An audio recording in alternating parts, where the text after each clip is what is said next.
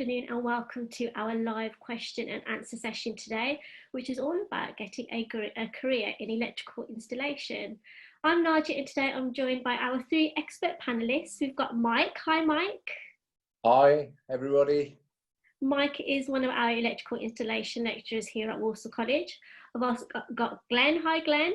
Hello there. Glenn is one of our apprenticeship assessors, and we've also got Andy. Hi, Andy. Hi, Nadia. Andy is one of our careers and guidance officers at the college. So just to give you a little bit of context about what we've been doing the kind of last few weeks, this is one of our live events to support anyone who is thinking about studying at Walsall College, or for people who need to support adults and young people with their education and training choices. So with us, you can study anything from full-time courses, apprenticeships, part-time, or even courses, right from entry level all the way up to full degree level in some cases. We have a huge range of courses available at the college, so lots of different subject areas and different ways to study, ranging from coming into college or going into the workplace. As I said, this session is about electrical installation, and Mike and Glenn are here to let you know all about the different courses we offer, what types of careers these courses can potentially lead on to as well. So please do keep tuned in. If you do have any questions that you want to ask, please pop them in the comments box and we will try and get those answered for you. Before we start talking about electrical installation, I think we may have some viewers here that may have already applied for a course at the college and they want to know what's happening next. So I just want to let you know that we will have received your application and we will be contacting you very soon to let you know when we can invite you back into the college. So obviously that does depend on the restrictions and making sure it's safe to let you back onto the premises, and we need to think about the safety of staff and students and everybody. So I mean, once we're in the situation where it is safe to invite you back into the college or invite you into college for your first time, we are planning to hold some welcome weeks or welcome days where you will have the opportunity to come in, you can meet the tutors, see the facilities, we can have an interview process, and then basically we get to know you, you get to know us. And the main thing from that session is to make sure that we put you on the right course for September start. So at the moment, what I'd say the most important thing for anyone to do is to start applying. It's not too early, but we do encourage people to start applying now so we can reserve a space for you for September, because some of the courses can fill up quite quickly. So without further ado, let's start talking about our electrical installation courses. So Michael, we'll kick off with you first. Can you briefly run through the types of full and part-time courses that are on offer at the college? Yes, certainly. We will hold level 1, level 2 and level 3 courses full-time. The full-time courses generally are 2.5 days a week, but that will be dependent on GCSEs, whether you've got to do English and maths. So in essence, it probably will be more than 2.5 days a week, probably 3 or 4. We also do evening courses, level 2 and level 3. We do not do a level 1 evening course, but we start off at level 2. Level 2 and level 3 are based upon 1 year. Okay, so you start off on your level 2 course and it's 2 nights a week from 6 till 9. And hopefully you'll achieve all your exams and you move on to level 3. And that is again another year's course. Okay, that doesn't make you qualified at that point, but it's well on the way. And if you're on the evening courses, we will then follow it up and generally pass you on to Glenn. And Glenn will then start his bit doing the on-the-job assessments to make you qualified. Glenn, what sorts of apprenticeships do we offer at the college? A little bit like Mike in a way. The course itself is the theory and the site work as well that the electrician needs to know. We deal with the 5357 standards course at the moment, which is a 4-year course. It's 1 day per week and 4 days out on site where the apprentice carries on working, and we go out and then assess him on site against all the performance criteria of the units. It covers all installations that an electrician will carry out. Domestic like your homes, commercial such as colleges, hospitals, And then we've got the industrial ones, like the factory work that we go out. Also, there is a maintenance course that we can deliver, which is just basically, it's the same as the course for the installation and structures course. There's one unique difference. And if the people are, or the apprentice is there in a factory, and that's where he stays, that's his point of work, and he's working on the maintenance side, then we can also do that course as well. Sure. Okay. So at the college, we expect our students to be able to go into work or higher levels of study. Mike, what sorts of careers or higher education opportunities can these courses potentially lead on to? Well, if you start and you start your level 2, go on to your level 3, that can lead into HNC. Beyond that, you can get a degree, you can become a chartered electrical engineer. So there's the actual paths, they filter into each other, and we're currently looking in the future to do more higher level work on the electrical side.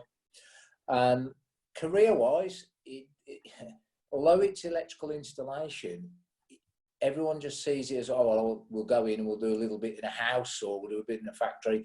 It's a lot more than that. All the skills that we actually give to the student, you can transfer in many cases to other careers. Electrically, you've got the renewable energies, which renewable energies are just becoming massive. And even the skills that you have, we train our electricians for, you can actually transfer them across to different careers. I've been in the electrical industry for a while, and I worked in conjunction with National Grid, and they actually had 1 or 2 apprentices who were on the installation side, and they transferred them across, put them on the distribution transmission side. So there's a lot of skills there which are transferable across many, many disciplines. That's good to know, yeah. In terms of facilities, what have we got available, Mike? For our facilities, we've got extensive facilities, and we work in conjunction with Glenn. We've got a big electrical workshop. We can do level 2 work, that installation, containment, basic wiring. We can do level 3 work, inspection and test, wiring motors, more complex tasks than you would expect. So we've actually got very, very good facilities for that. And there's facilities for quite a few students within there. So we're well equipped to carry out that sort of work. Sure. And Glenn, that's right. So the apprentices also get to use the same facilities as well? Yeah, basically exactly the same. We have to carry out all our sort of tasks. The one difference, we're only there 1 day a week, so it has to be structured to suit that. But we also have the opportunity to go out on site and see what they're working on in college transfers to what they actually carry out in the workplace. And that's where it ties in with the employer, because that's where the employer is looking at. In the end, they want an asset for their work, and they want an apprentice who can carry out that work on site. So what we deliver at college and then what we go and see out on site works hand in hand. Yeah. Mike, I know at the college we are all about working with industry professionals and making sure that our courses align to the jobs market. What sorts of employers can our students work with, and also in what sort of capacity as well? Well, because we take on full-timers and we take on evening students as well, it depends. Some of the employers are in maintenance, some of the employers are in installation. Quite a few of them do both. We've got quite a few employers that we're obviously in touch with, and we can certainly, if you're on full-time, the tutors are encouraged to recommend students who are obviously performing well, and then they can go with those employers, and they can move on to apprenticeships. If they're night students, if they haven't got an employer, we'll encourage them to get an employer, and then we get them in touch with Glenn, and then Glenn will actually sort of move them on from where they are currently doing a night course. Glenn, from an apprenticeship point of view, what sorts of employers do you work with?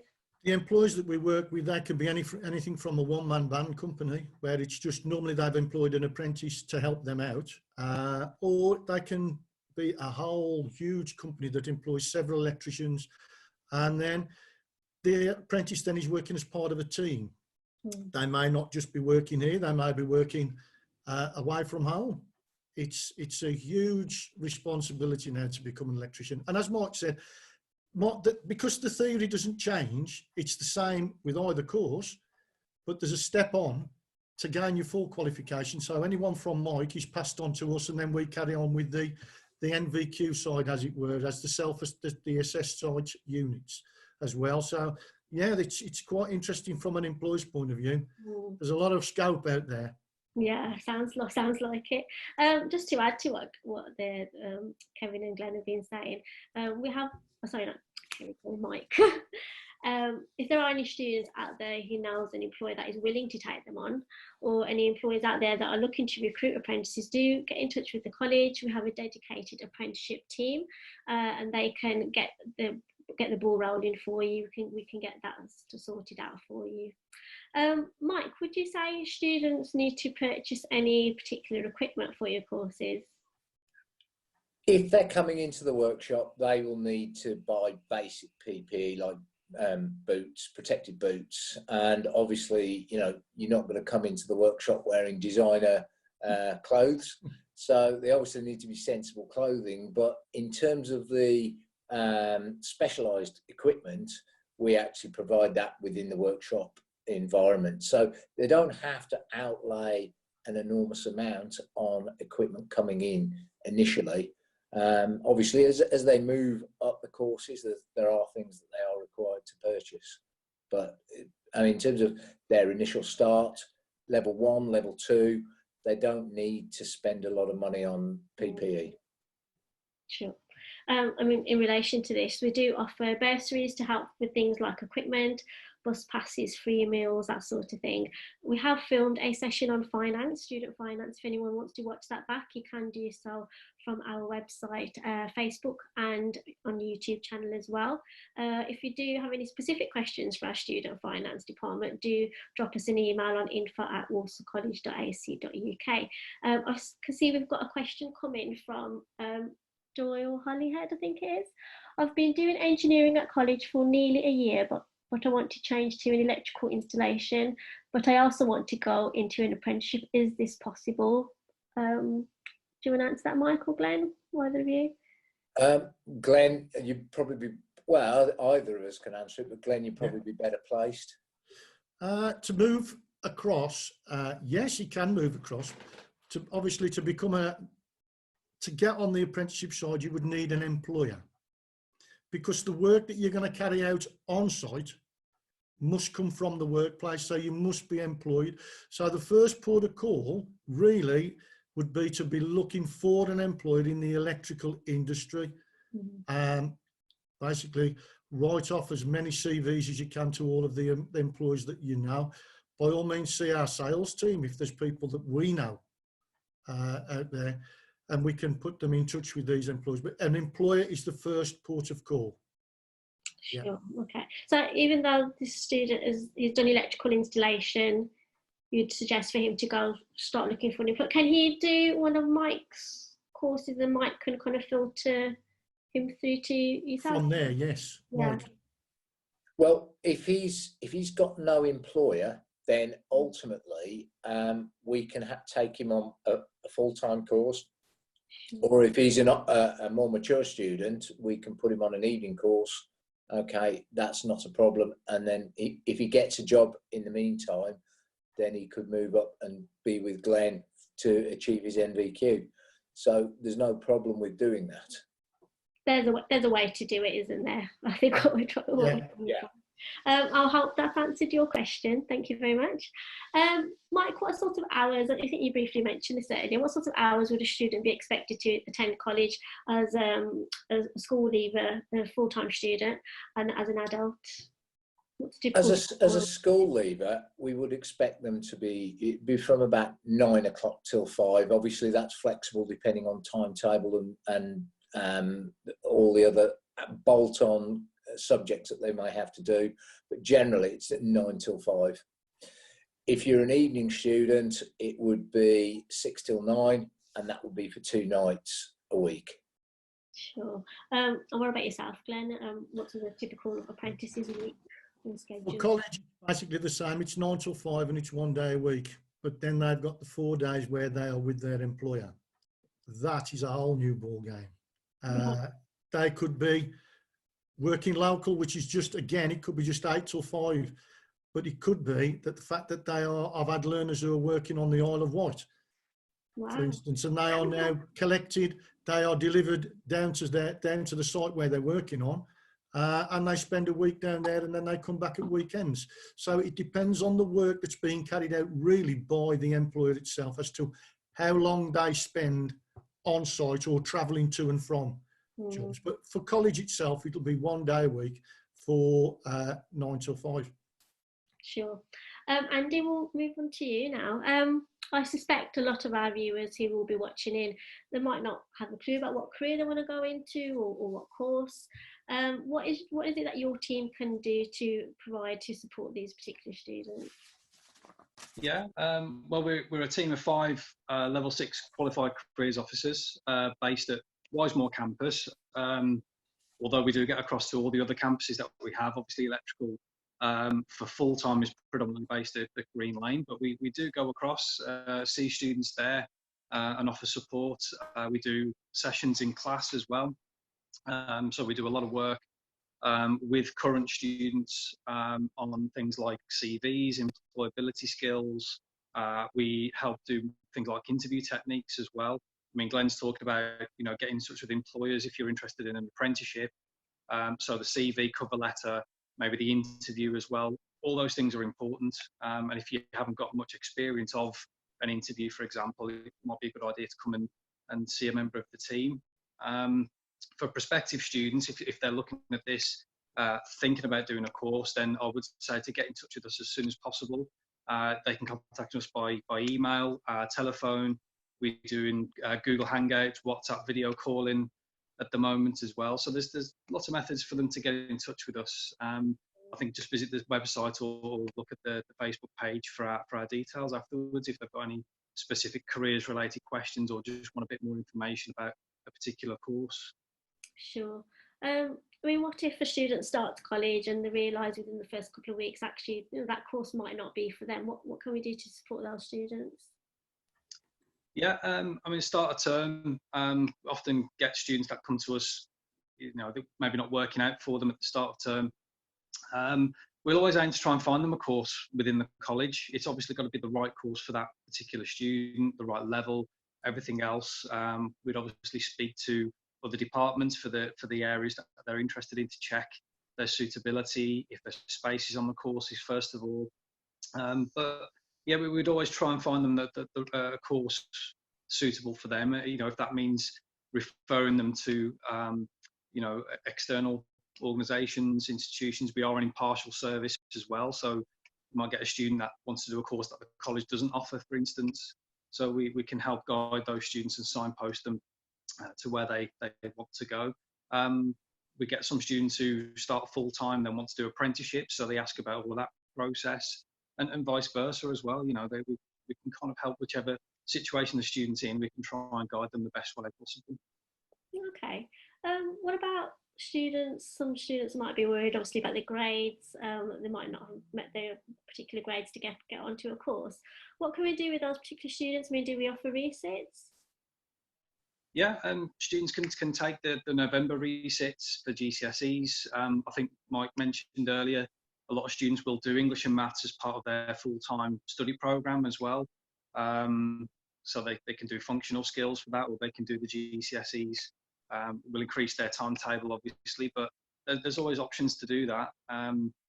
So yeah, again, it depends on that individual student and what they're coming in with in terms of their qualifications.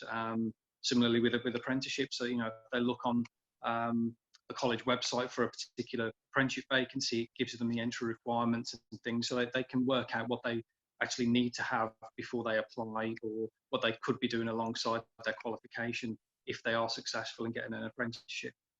Okay, cool. Thanks a lot, Andy. We've had another question come through from Adil. What is better, an apprenticeship or level 3 in electrical installation? What are the benefits of both? Who'd like to take that one? Well, I'll take the first bit, and Sure. Glenn could take the apprenticeship bit. The level 3 is compulsory. You've got to do a level 3 course, irrespective of whether you do an apprenticeship or you do a full-time. If you haven't got a job, you can do. Obviously, you can't go straight to level 3. You've got to do level 2 first. But you do the level 3, and then if you suddenly get an apprenticeship, all you need to do is do the bridging unit. So you haven't got to go through all the college system all over again. You can be doing all your learning on site. So there are advantages from coming to college full time if you haven't got a job, and then you come out the other side and you haven't got to come back and do another 2 or 3 years directly at the college. So there are advantages of that. Again, there are always pros and cons for it. So Glenn, would you like to just take over with the apprenticeship bit? Yeah, to be honest, I think this is a good way the college works, because we refer to each other. So if you start, as Mike said, he's on the full-time course and then gains employment after, the course theory hasn't changed in either area. So he's going to cover whatever you're covering that theory. The extra bit comes in when you've got a job and you are an apprentice out on site. You've got to provide some site evidence, and that's why you need that part of employment. So really, in a way, there's an advantage, as Mike has said, there's an advantage to both.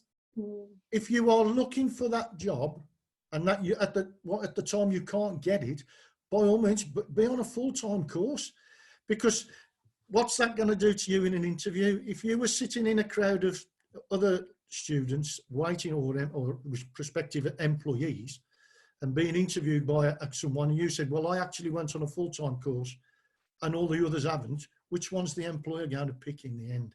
He's going to look at that. He's going to see some initiative, someone shown some initiative and said, I really want this course. This is what I want to do. This is where the career is. So for me, there's no difference really from the two. They work hand in hand. The theory is the same. You'll just need the employment to finish off and do your apprenticeship side to gain that site evidence. So we work well as a college there. Great answer, guys. Really informative. Adil, I hope that answered your question. Mike, are there any opportunities for students to go on trips out of the classroom, or employees coming into the classroom? Well, obviously this year's been a bit of a nightmare, but yes, we do, and we have people coming in. We've had City Electrical Factors. They've come in. We've had Fluke come in and do testing demonstrations. So yeah, we are planning next year to do more trips. It is within the curriculum. So, but this year has obviously been we've taken a bit of a hit on that one. We've had employers come in and do a lot of talks, which has been a very, very good opportunity for the students. Absolutely. And this is both to Mike and Glenn. I mean, you briefly mentioned the hybrid sector. I mean, are there any other particular sectors of the electrical industry, the jobs market, where there is a lot of growth? And what sort of sectors should students be looking out for? Mike, if you want to answer that first, and then Glenn, you can pop into that. Well, from my perspective, it's got to be renewable energies. And it is going to grow and grow. It isn't going to get smaller. It will get bigger and bigger as the years go on. And there's obviously opportunities now for electric cars. Electricians are getting involved with installing the charging units, and so there is going to be that opportunity as we move forward. Yeah. The electrical world does not stand still, does it? It just does not stand still. It is one of the biggest expanding industries worldwide. You can study it at this installation level and then step off into other areas. As Mike said, the renewable energy is massive now. And the opportunities for people to have these electric car chargers installed that's really huge. You've also got coming back into the renewable energies. A lot more people. I'm seeing a lot more people with solar panels on roofs again now. That industry is picking up. I know it dropped off, but it's picking up again now. And as the equipment's got cheaper, more people have come on board with that. There's not just that area. When you go out on site yourself, you see all these other different things where people have stepped off into the heating and ventilating areas where they do air conditioning and that type of thing. There's a whole vast electronics world out there. There's a very, very specialised market in lighting and design. You see these huge buildings that go up and they're lit at night and they look absolutely, well, they look like an oil painting, but it's doing light, and it's just a fantastic way of working. So yeah, there's a hell of a lot of chance to change your career within that industry itself. Yeah, sounds really exciting stuff, actually. I mean, many people might think electrical installation is the boys' course, it's a job for men. But what would you say in response to that? I mean, should girls be actively encouraged to potentially pursue this line of work as well? Mike, do you want to answer that one? Yeah, we've had lots of females coming into the industry in the past, and we've had them this year as well, and quite a lot of the time they perform better. They're very, very good, and they're a little bit more focused than the male sort of student we have. But yes, we've had a lot, and they've been very successful. So I think it is an industry where females can actually, they do very well. They can excel. And by the sound of it, there's so many different careers and opportunities in this sector. It sounds crazy. I mean, Glenn, do you want to add anything to that? No, I've had experience of teaching girls, and like Mike said, I think, yeah, I've found them to be more focused. And They are. The industry does lend itself to a lot of different experience of people and the way people think and the way people work. There's so many avenues.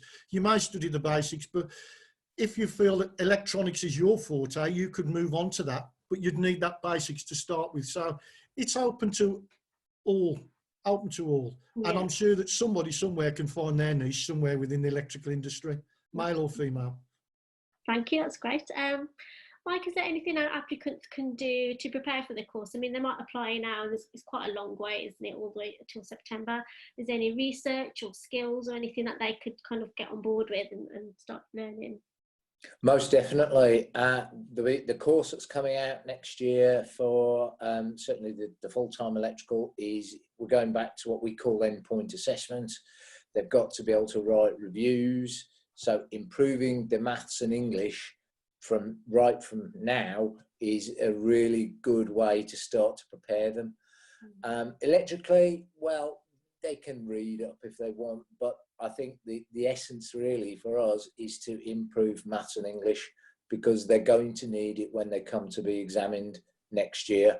The course has changed from what it has been this year, and ultimately that's what they're going to need to have to do. Write essays and that and those sort of skills. That's good to know for sure. Okay, guys, we're kind of ending to nearing the end of our session. Are there any other points the panelists would like to make before we wrap up? Anything we missed out there? I was just going to mention, Nadia, if for students when they enrol, a lot of our students obviously go and look for part-time work whilst they're studying.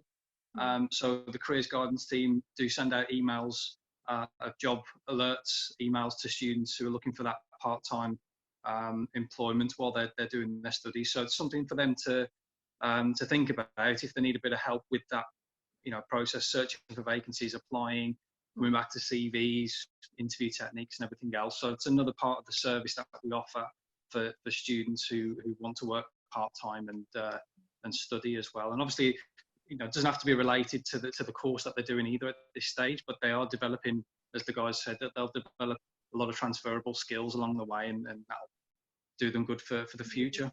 No, that's good to know. I mean, Mike, Glenn, have you got anything else to add, or?